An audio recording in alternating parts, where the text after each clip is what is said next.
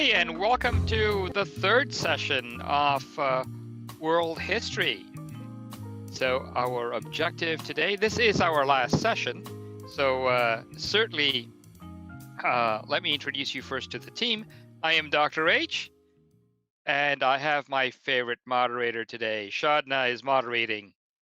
So if you have any questions, I actually don't see your feed, but Shadna does.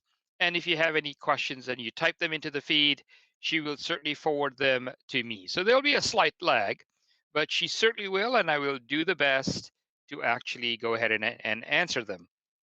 Brian is the one who is taking care of all of this great stuff, making sure that everything happens, the trains run on track, so to speak, and on time. And without him, none of this would be possible. Typically, he doesn't say anything and stays behind the scenes. But without Brian there, without that man there, we would be nowhere.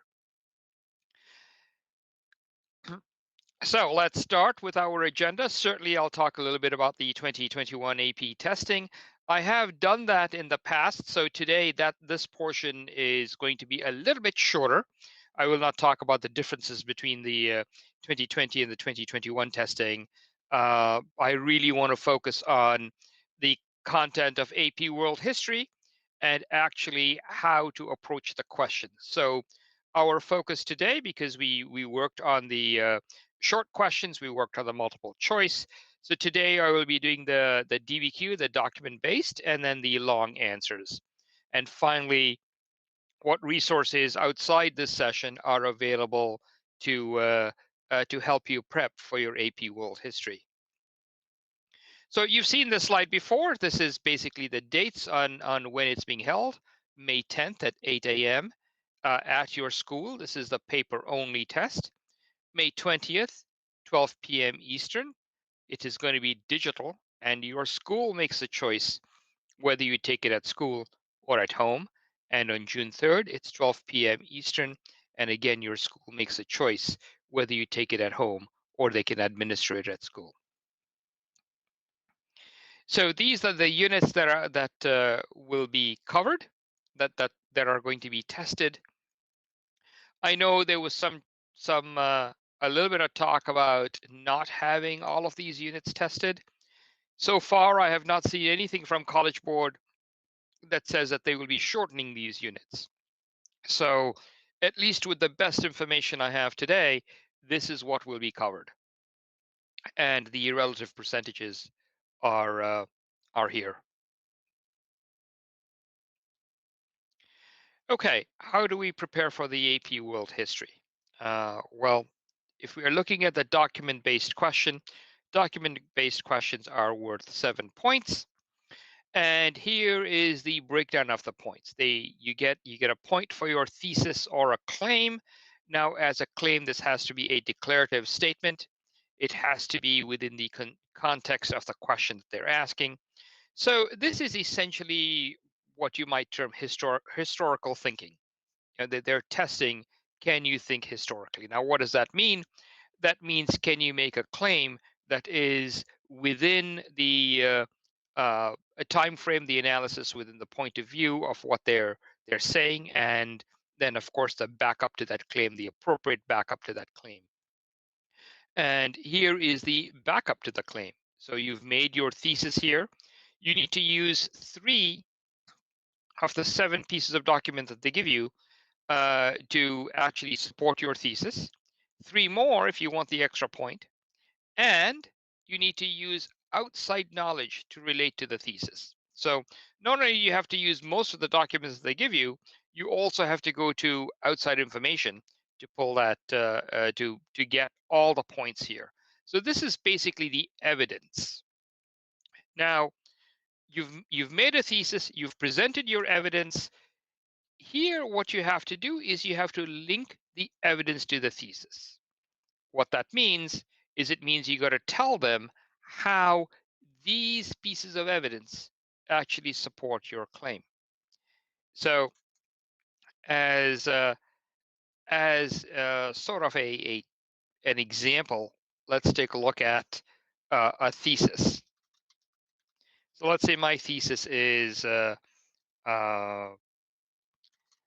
I will not need my raincoat today. So there is my thesis. Okay, what is my evidence?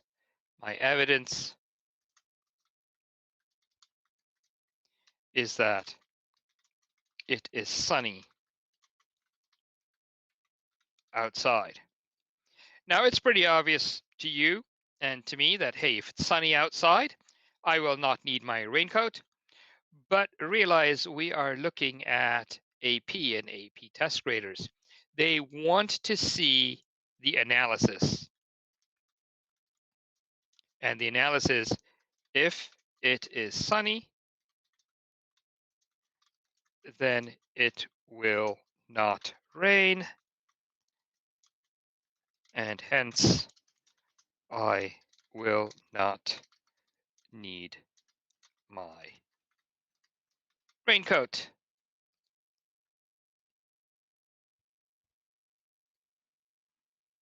Okay, so that's basically what they're looking for, uh, in your essay. So that's the analysis part, where you need to link some of these documents. You only have to do it for 3 to uh, to your thesis and show how it's done. So let's take a look at an example question and how you would go about it. So these are the directions to the DBQs, and these directions have not changed. So what do you want to do? Know the directions, memorize the directions ahead of time. They have not changed. Respond to the prompt with a defensible thesis, and it establishes a line of reasoning, describe the broader historical context, all of this stuff. This hasn't changed forever. So know that, well, read it once, but not during the test. Read it before the test so you know what it is. So here is our question. Using the documents and your knowledge of world history, explain, and here it is, major social and political challenges facing Latin American countries in this time period. And that's all I've told me. That's it. Now, they've given me some documents here. And so the first thing I want to do is, after I look at, okay, I'm looking at Latin American countries, I'm looking at this time period, I'm looking for social and political challenges. So looking at this, what does this remind me of? Well, this reminds me, this is the sinking of the Esmeralda. It's a Chilean uh, Chilean vessel.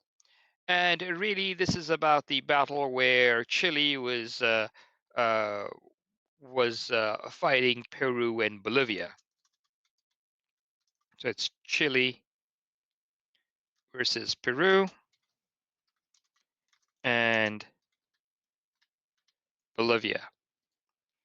So essentially, what was happening is that countries, Latin American countries, were at war with each other.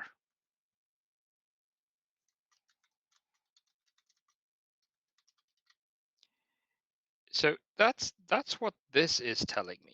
That's my annotation, and typically that's what you want to do. You want to try and annotate these pieces of evidence when you see them, so they jog your memory, and you know what's going on. It helps you also take a look at other related issues that may come up. So let's take a look at this source evidence. So whenever they give you a document like this, look at uh, the uh, the source, see where it's coming from. So this is a feminist activist in Argentina, and she's talking about the emancipation of women in 1876, a really long time ago.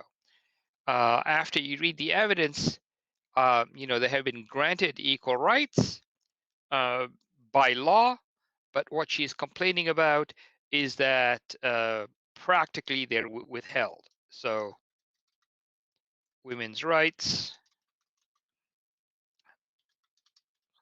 legally granted, practically withheld.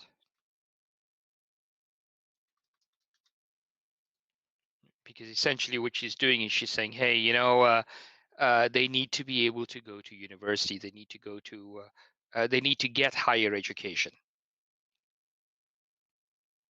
Okay, let's take a look at document 3. This is a long document. And let's take a look at its source here. Uh, this is the United States recognition of Cuba's independence. Look at the date here.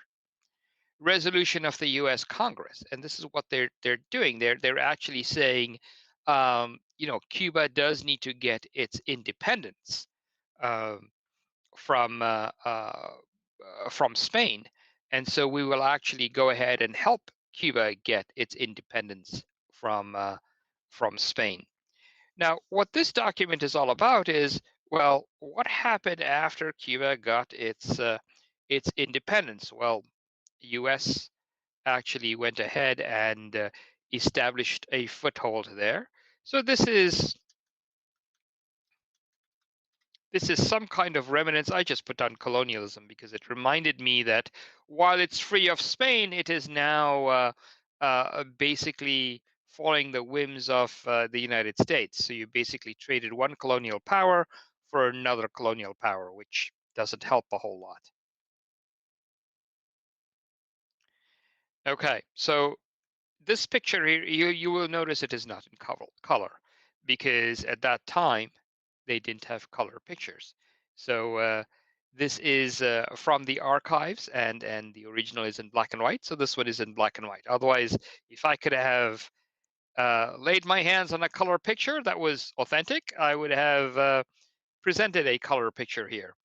Your pictures on the real test are likely to be in black and white. They're likely to be in grayscale, I should say, because they do want the resolution to be crisp. So what we are looking at here is agricultural life here. And if you look at agrarian life here in Cuba, you will notice that there aren't a whole lot of machines. It is labor intensive. It is hard. Uh, there's very little automation.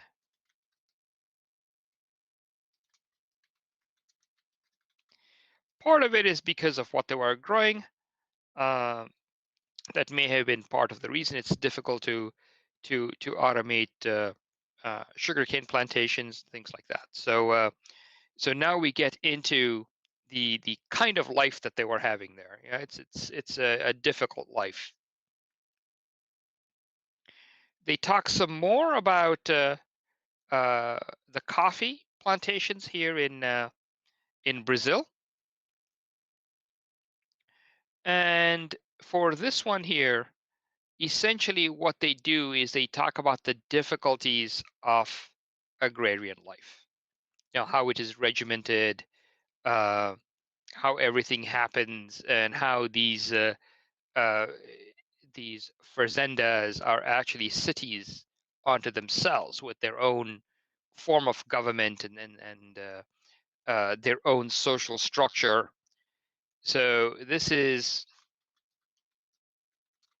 agrarian life, which gives me the sense that it is difficult. And when I say difficult, I mean difficult for the ordinary person, difficult for the regular farmer um, that has to basically plow the land. Make sure that things go. The people carrying out the work, not so much the nobility that benefits from it. And the document is all about it's all about farm life there. Okay, so here's another one about the land systems in Mexico, the haciendas in Mexico. And what this talks about is it says political and social life revolve around agriculture.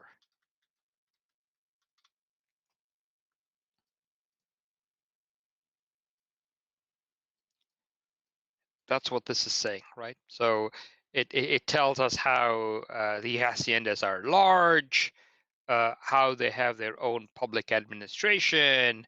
They are incorporated as their own municipalities. They have their own stores. They have their own churches. They have their own post office. They have their own burial grounds. And it says here, sometimes even a school or hospital. So pretty much these are self-sufficient entities that we are looking at here. So that's document 6. And document 7, the 7th document that they have here, is really about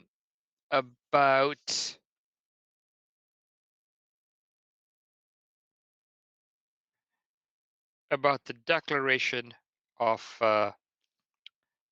war, basically.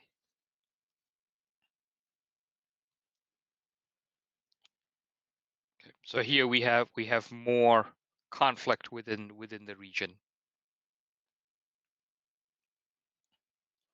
So what else do we know? So here we get more into colonialism. There's the declaration of war, um, and during this time period, what else happened? So this was colonialism. What were some of the other events happening around the world that may have impacted the Latin American countries? And that's really the focus we need to have. I mean, the question asks us to focus on Latin American countries. That's where we should keep our focus. Okay, and then some of the things that happened there.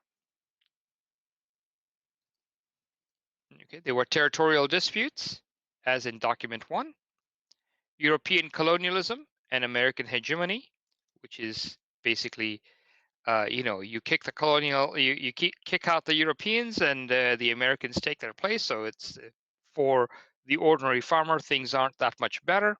That's documents 3 and 7. The agrarian nature of Latin American economies, and these are described in 3 of the documents. And gender inequality, that is described in document 2. So the other global events that you can brainstorm and bring up: neocolonialism through commercial domination of Latin America, World Wars I and World Wars II, and the beginning of the Cold War. Well, certainly World War I. And some of you may say, hey, you know, when we look at World War I, we hardly talk about Latin America. That is true. There wasn't fighting on the Latin American continent, but that doesn't mean that Latin America were not involved in the war. And this is where you can actually make a case as to were they involved or were they not involved.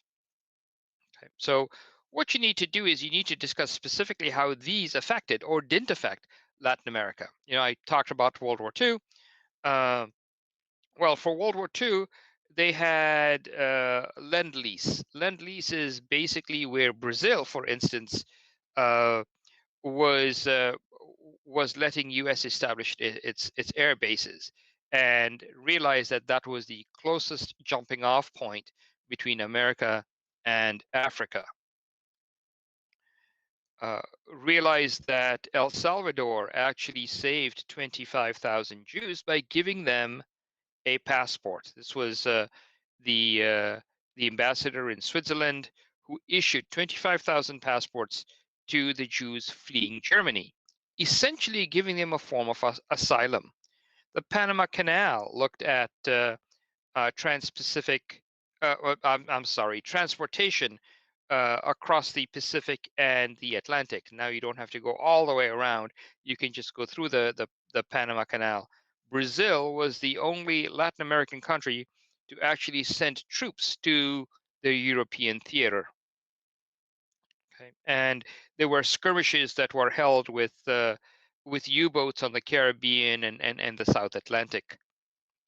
The Mexicans actually sent a fighter squadron, the Aztec Eagles, to fight in the South Pacific. So while they are not mentioned in the history books, they did have some contributions to World War II, and part of that, arguably, is because of the colonial legacy, the U.S. hegemony that was established at that time. Okay, so what do we need to discuss, right? Uh, Latin America's lack of industrialization. So while they wanted, um, to be part of the world economy, what they had to offer the world economy were cash crops. And when you have an agricultural based economy, now it becomes very difficult to have the kind of independence that, let's say, United States had when it was looking for independence from the British. So now you can have comparative, uh, advantages and disadvantages, something like that. Power is still centralized to those landowners. So this led to geopolitical instability and maintaining a strong plantation culture that existed since colonial days. So for the average person, the average farmer, not much was changing, and its various disadvantages: back-breaking labor, strong regional tendencies, and gender inequality. Okay, so how do you get the complexity point? Because there's one point for complexity. How do you get that? Complexity looks at something that is nuanced. So if your thesis is talking about change, you may want to point to some things that didn't change. If you are looking at what didn't change, you may want to point to some things that did change. So that's the easiest way to get your complexity point. There is the 1 point for complexity that's out there. And that's how you get it. Now you are showing a nuanced response. Um, you are showing that not everything changed, not everything went according to what your declarative statement is. And of course, now you have to defend your thesis statement that says, oh, well, not everything went that way. Enough went the way of your thesis statement that you can actually make a thesis statement. Okay, let's talk about, okay, so here I did have a blank slide in case there were questions or concerns, and I don't see anything coming from Shadna, so I will then move on to the long essay question. Now, realize that the long essay question is in the paper and pencil test only. They don't have it.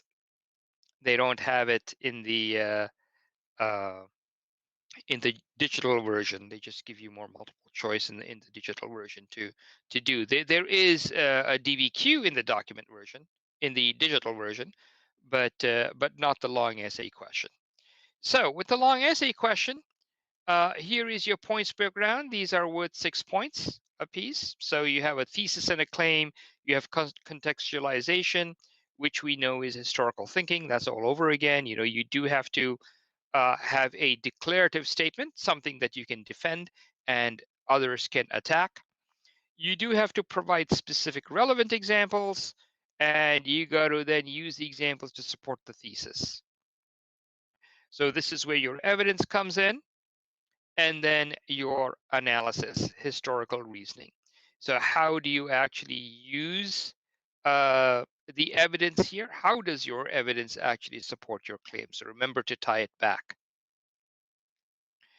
Let's take a look at an example here. Uh, okay, so this part here actually does not change. These are the prompts that they give you. They tell you what to go after: the thesis of the claim, contextualization, evidence, and analysis and reasoning. And because these have not changed, these are things that you should know cold before even before you even step foot in the exam. So here is the question. It says, evaluate to the extent at which the arrival of Islam, so there we go, arrival of Islam, is considered a pivotal point in the history of the Indian subcontinent. So that's what they're asking. Arrival of Islam, how was it pivotal in the history of the Indian subcontinent? And in developing your argument, consider what changed, what stayed the same, uh, before and after Islam's arrival in India. Okay, so remember, it looks like the task is just as broad as it was before when we were looking at DBQs. With DBQs, they gave us uh, they gave us the sources of the evidence where we could pull our evidence from.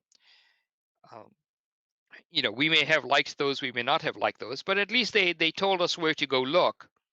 And yes, we were allowed to bring in our own. Here, what's going to happen is all the evidence actually gets pulled out of our brain. That's what you need to do. Pull it all out of your brain. Okay, and if you're chuckling right now because of my clip art, that is the intent. This particular test taker is pulling out information from his or her brain to answer this long essay question. Okay, so what do you need to consider to answer this question? So the first thing you want to do is you want to brainstorm. What can I brainstorm? What stayed the same? What changed? That's what the question is asking me to do. So you can actually have a list here, right? So you want to, and it doesn't matter which way you argue. The answer is not the important uh, uh, is sort of not of importance here. What is of importance is how well you construct your argument. Okay, so you want a thesis or a claim that any change that was there was a significant or a minor impact. So that's what you want to look at on the Indian subcontinent. Continent. And one of the ways is you can start off by saying, well, what does pivotal mean, right?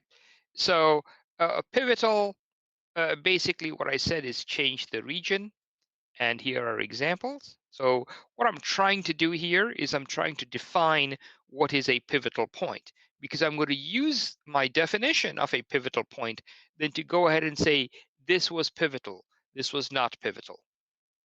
Okay, so in ways that could not have occurred had the religion not emerged. Okay, so that's what I'm trying to do. So what is the historical evidence that we actually pull out? Well, the best way to approach this is look at what changed. What changed? The government structure changed drastically with the Delhi Sultanate. Pretty much now the nobility and the religion of the ruling class and the noble class actually shifted from Hinduism to Islam. Islam spread through much of northern India, and much of the sultans were offended by the polytheism of the Hindus. In some cases, the temples were destroyed, and occasionally there were violent clashes. However, not everything was Muslims versus Hindus. There were significant progress in infrastructure and educational systems. Colleges were found, irrigation systems were vastly improved. After the Delhi Sultanate, the Mughal Empire arose, and this was something that India had not seen. So if you think of the Indian subcontinent's golden age, some people will point to the early Mughal Empire, where you saw a blend of religions. You saw a new religion coming into the region, right? Hindus and Muslims increasingly lived side by side and became more geographically mixed. And that is how you had a result of the golden age of art and architecture and thought. Okay, what remained the same? What stayed the same is that Hinduism remained, the religion remained. Many Hindus were allowed under law to practice their religion, but there was a cost. They were taxed. This was a tax on non-Muslims. The jizya was a tax on non-Muslims, and while there were quite a few Hindus in northern India that converted to Islam, the vast majority of Hindus in southern India, they held on to their traditions. The Deccan Plateau essentially acted as a geographical barrier to keep South India isolated from what was going on in the north. Akbar the Great, the Mughal emperor, actually believed in religious tolerance, and he allowed Hindus to practice openly across his empire. Actually, he had people from different religions come to his court and debate the merits of their religion against other uh, basically priests or people trained in other religions. Aurangzeb, however, it was a little bit more extreme, uh, but the practice of Hinduism was regulated, and it was under Aurangzeb that there were more conflicts, but there was still a level of tolerance that was there. So you can look at basically what stayed the same, even though Islam was there.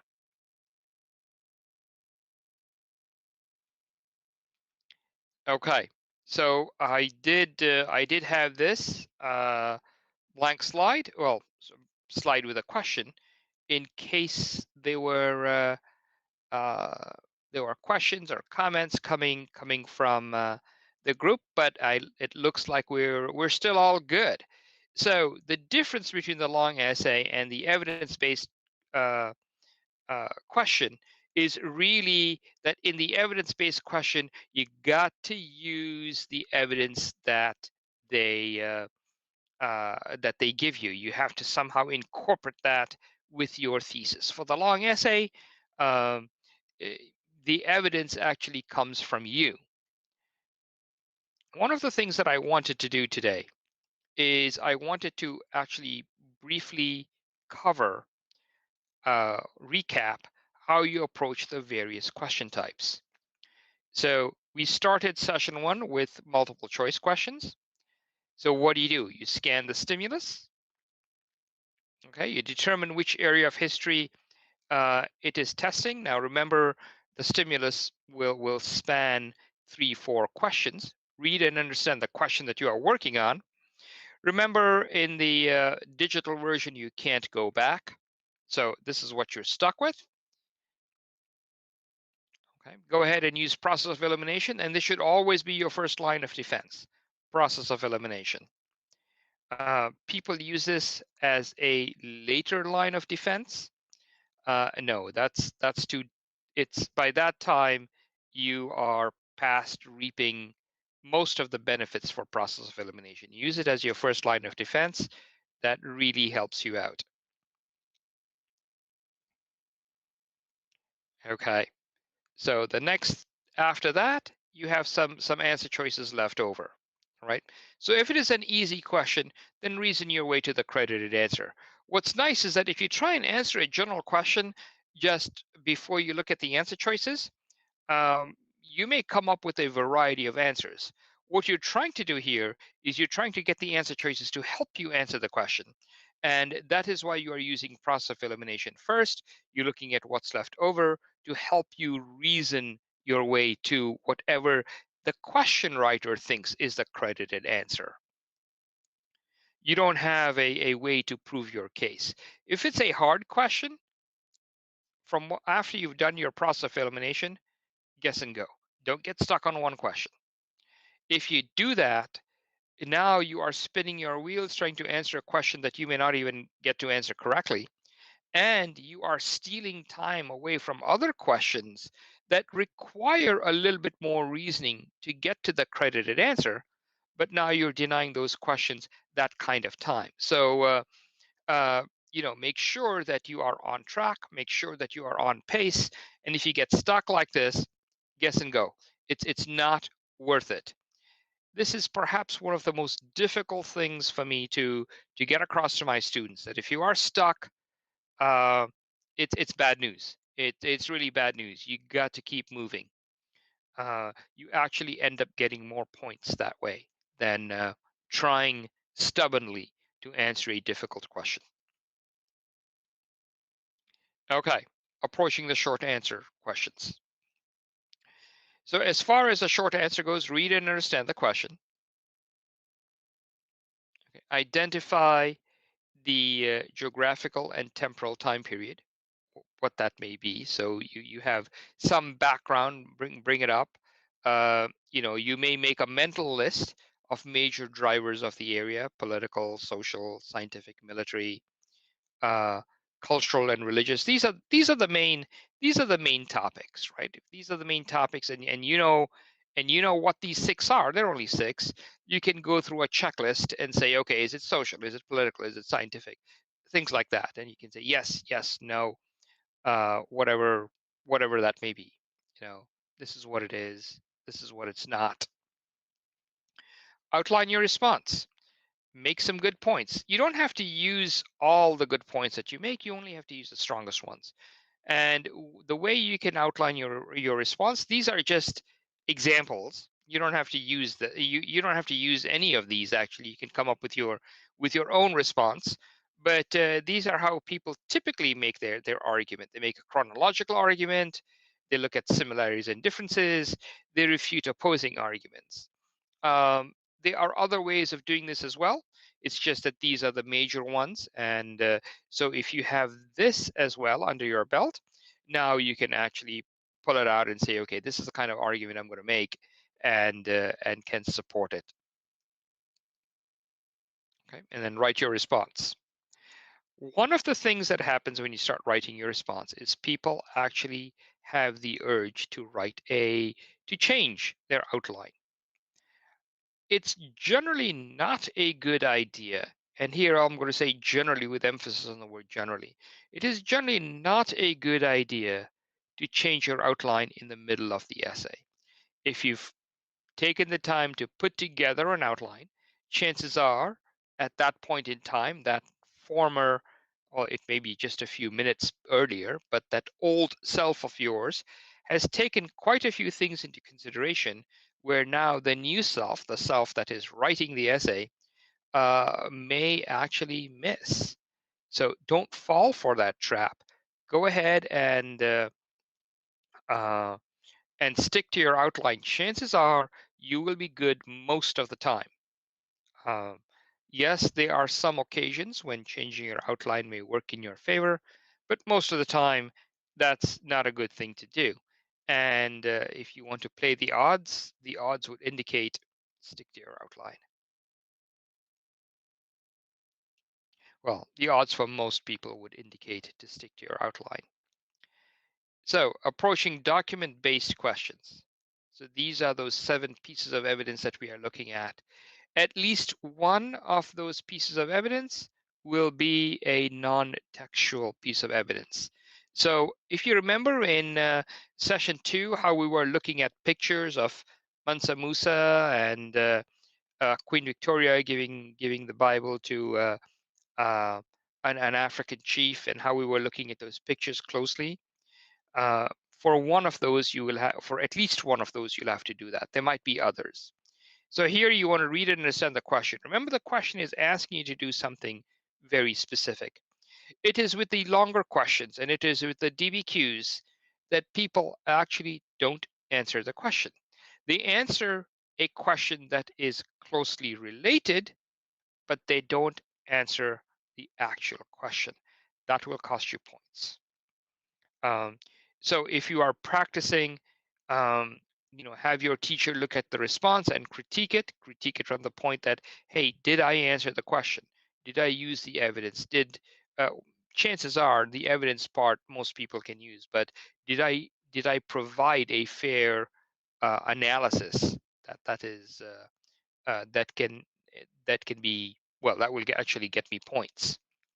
That's what you're looking for.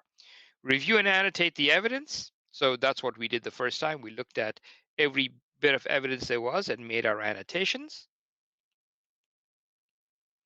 Okay. List the major drivers of the era. That's what we did. And again, it's the same 6 things that show up.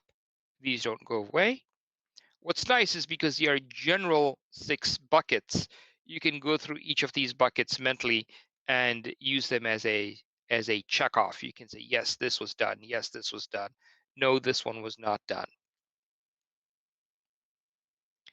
Brainstorm your response, and of course you want to realize that you want to link the evidence to the thesis.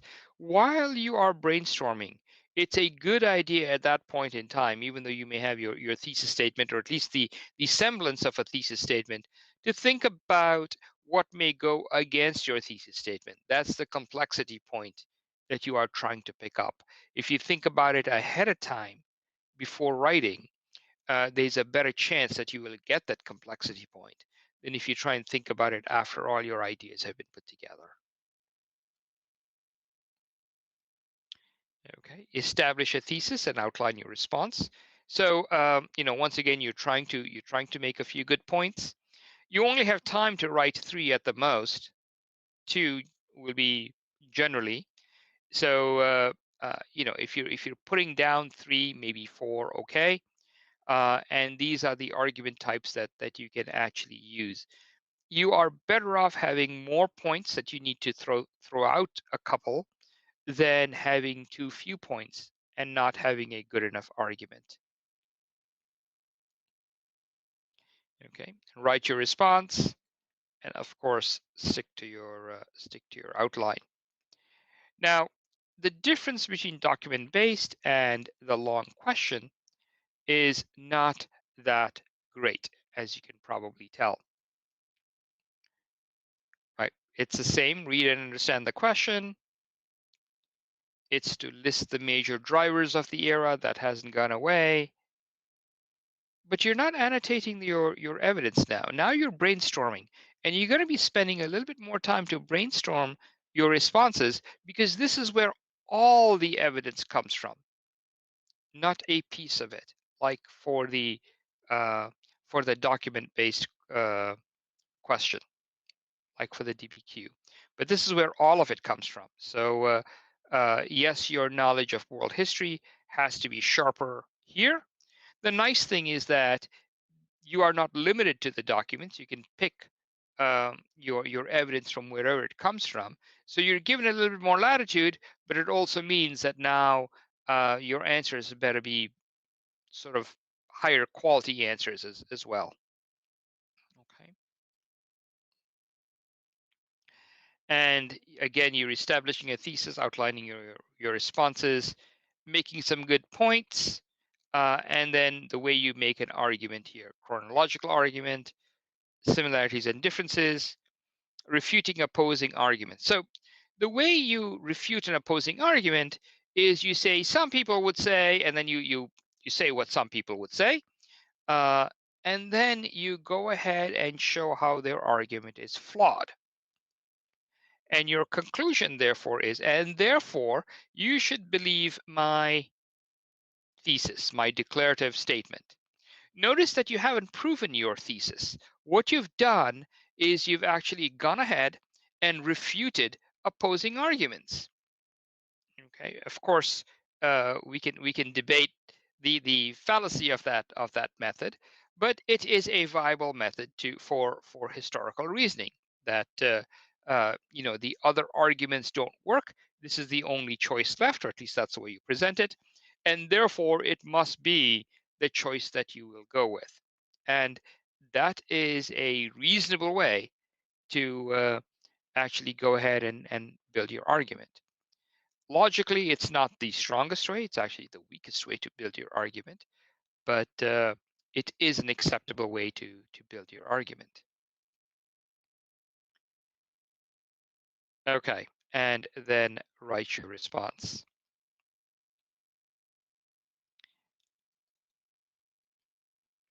And of course, stick to your outline.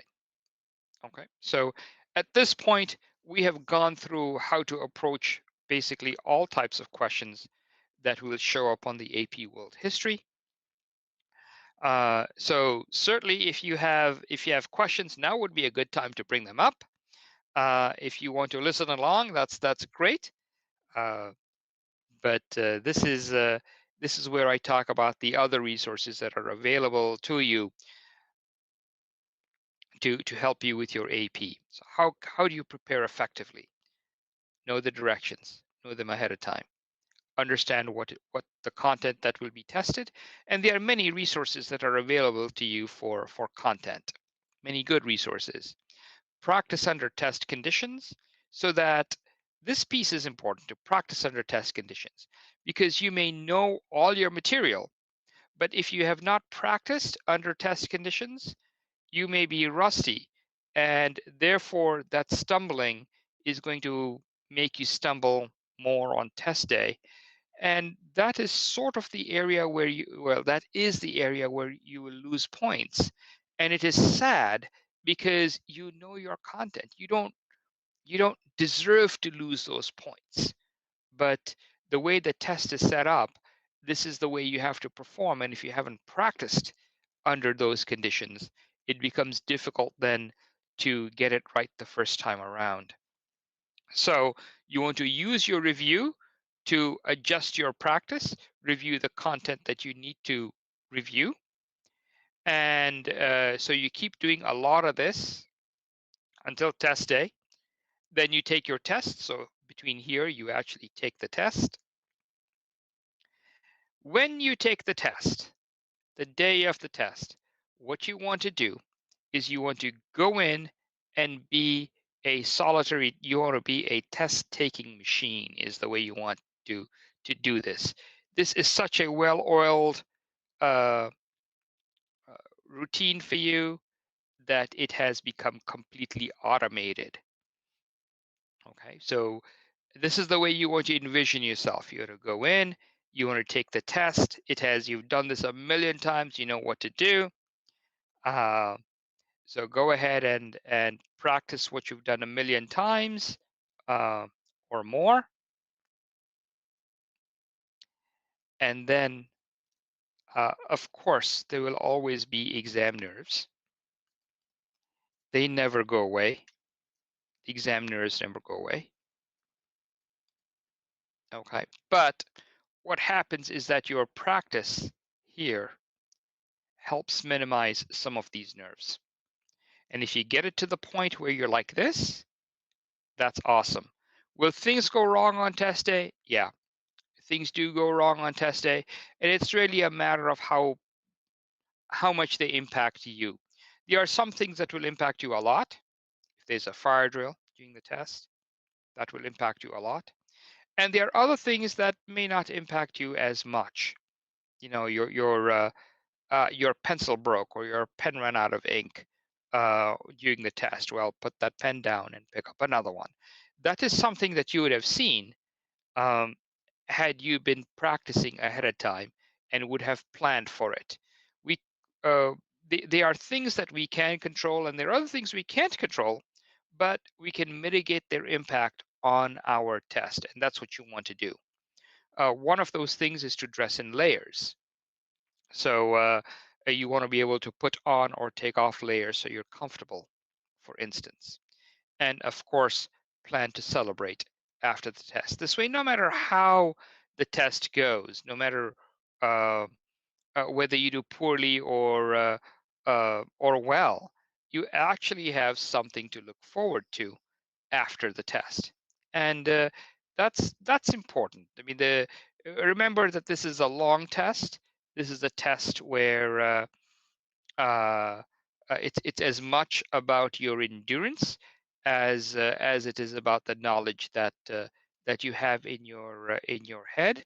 So it is good to go ahead and essentially celebrate a your accomplishment and the effort that you have put in, because I'm sure there's a lot of effort that has gone in. Okay, excellent. Okay, how can we help? Well, at Princeton Review, what we specialize in is how to take standardized tests. Yes, there is content. The content is important, but what we specialize in is the technique for standardized test taking. And we have tutors and instructors ready to help out with the new AP format.